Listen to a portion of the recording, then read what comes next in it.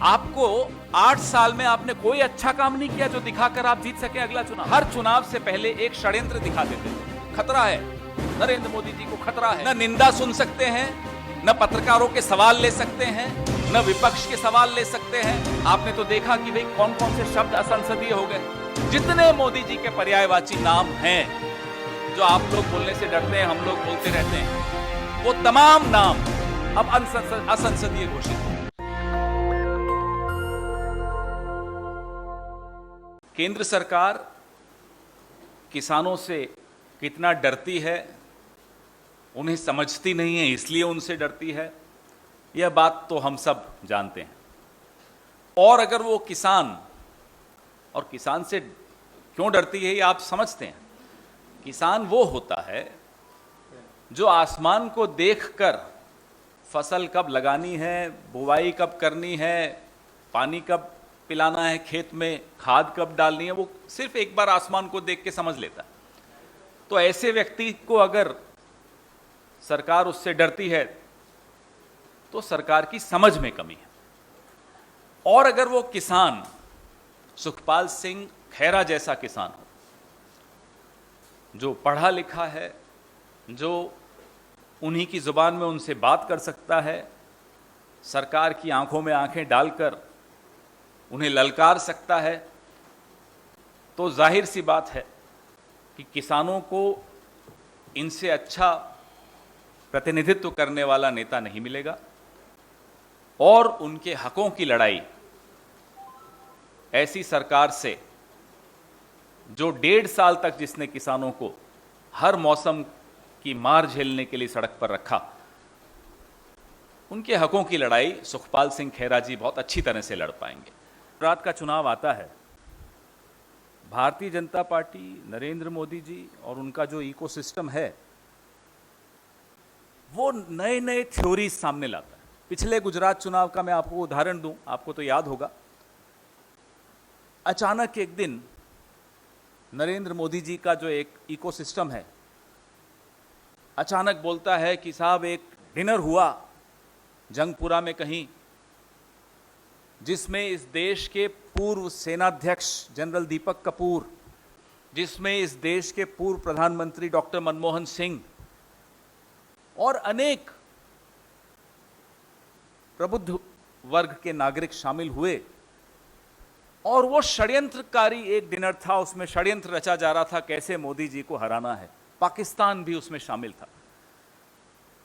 इस निम्न स्तर की थ्योरी के खिलाफ जब हमने आवाज उठाई, नरेंद्र मोदी को माफी मांगनी पड़ी डॉक्टर मनमोहन सिंह से गुजरात चुनाव के बाद संसद में। यह आपको तो याद ही होगा।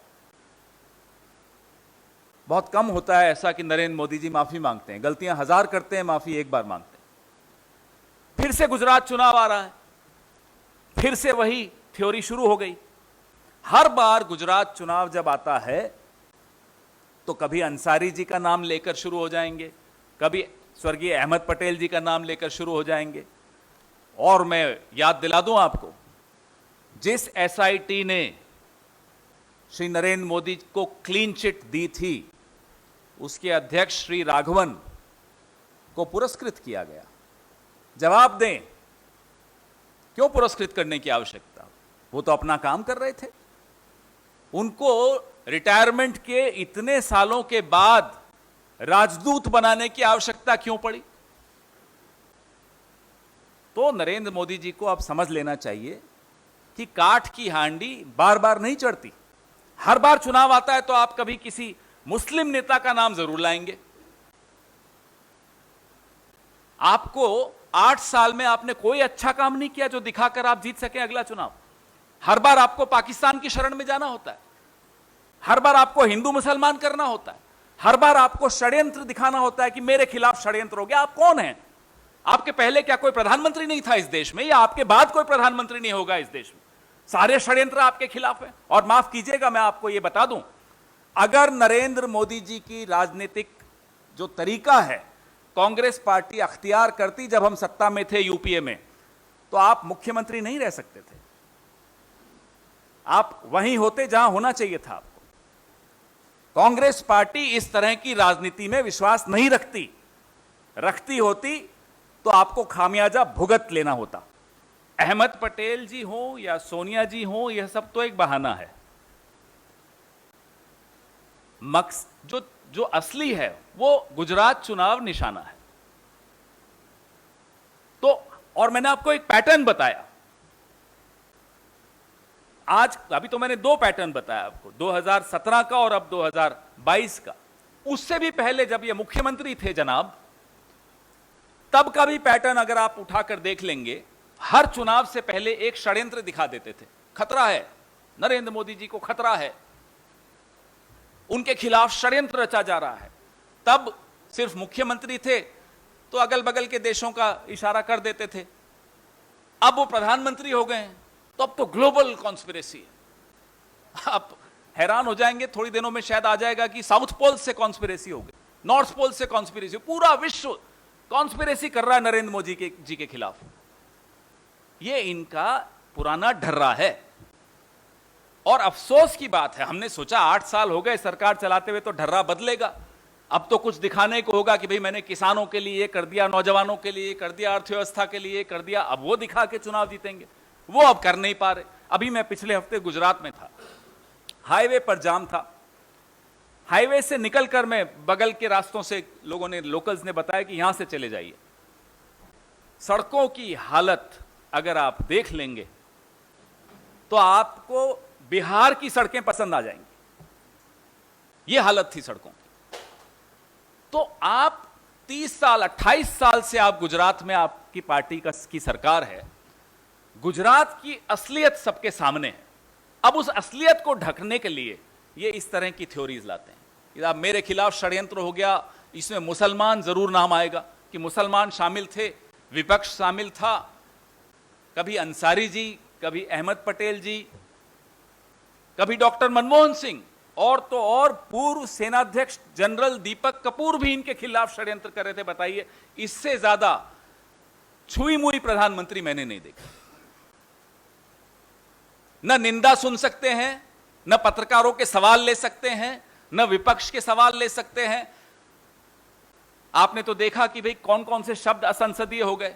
जितने मोदी जी के पर्यायवाची नाम हैं, जो आप लोग बोलने से डरते हैं, हम लोग बोलते रहते हैं, वो तमाम नाम अब असंसदीय घोषित हो गए।